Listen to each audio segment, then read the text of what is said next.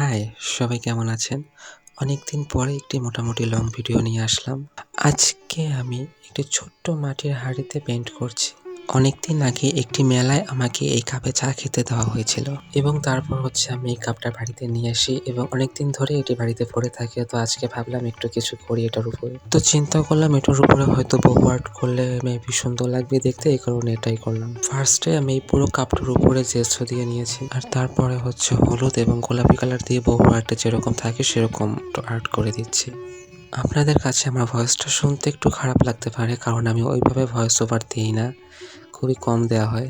যাই হোক, আমি এই কাপটার ভিতরে একটু অরেঞ্জ কালার করে দিয়েছি যাতে বাইরে থেকে দেখতে একটু সুন্দর লাগে, এবং তারপরে এই পাতাগুলো আর্ট করে দিচ্ছি।